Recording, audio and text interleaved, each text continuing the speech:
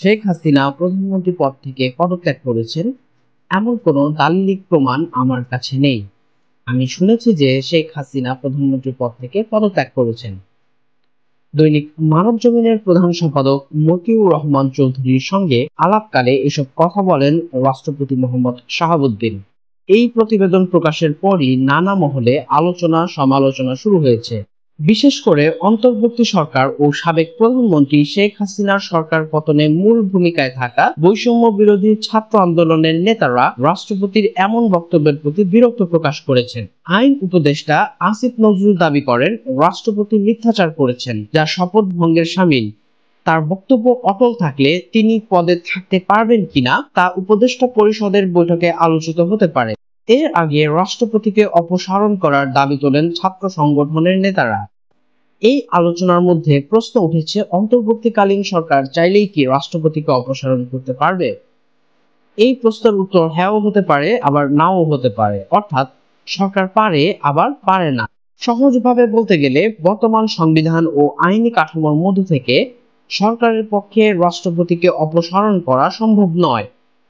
আবার অন্যভাবে বললে এই সরকার চাইলে রাষ্ট্রপতিকে পদত্যাগ করার চাপ সৃষ্টি করতে পারে, এবং সেটাই এই সরকারের একমাত্র উপায়। সেক্ষেত্রে রাষ্ট্রপতি নিজে পদত্যাগ করে চলে যেতে পারেন, পরে নতুন কাউকে রাষ্ট্রপতি হিসেবে নিয়োগ দেওয়া যেতে পারে। তবে এই বিষয়টি যে খুবই সহজ তা কিন্তু নয়। বাংলাদেশের সংবিধানের 52, 53 ও 54 নম্বর অনুচ্ছেদে রাষ্ট্রপতির অপসারণ বা পদত্যাগ প্রসঙ্গে বলা রয়েছে। সেই ক্ষেত্রে অবশ্যই সংসদ কার্যকর থাকতে হবে। সংসদ সদস্যরাই কেবল রাষ্ট্রপতি অপসারণ বা অভিশংসন করার ক্ষমতা রাখেন।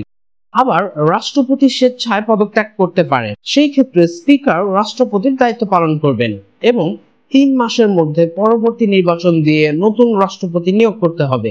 এই মুহূর্তে এর কোনোটি আসলে সম্ভব নয়, কেননা সংসদ কার্যকর নেই, স্পিকারও নেই। তবে জ্যেষ্ঠ আইনজীবীরা মনে করেন স্পিকার ও ডেপুটি স্পিকারের অনুপস্থিতিতে প্রধান বিচারপতির দায়িত্ব পালন করে থাকেন। সেই হিসাবে প্রধান বিচারপতিকে রাষ্ট্রপতি হওয়ার প্রস্তাব করা যেতে পারে। এখন সংবিধানের বাইরে গিয়েও গুরুত্বপূর্ণ অনেক সিদ্ধান্ত নেওয়া হচ্ছে।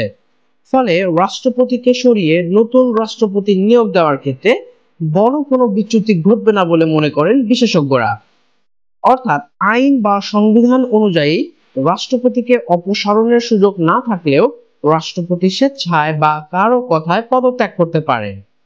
বর্তমান পরিস্থিতিতে আইনি কাঠামো মেনে চলার সুযোগ কম।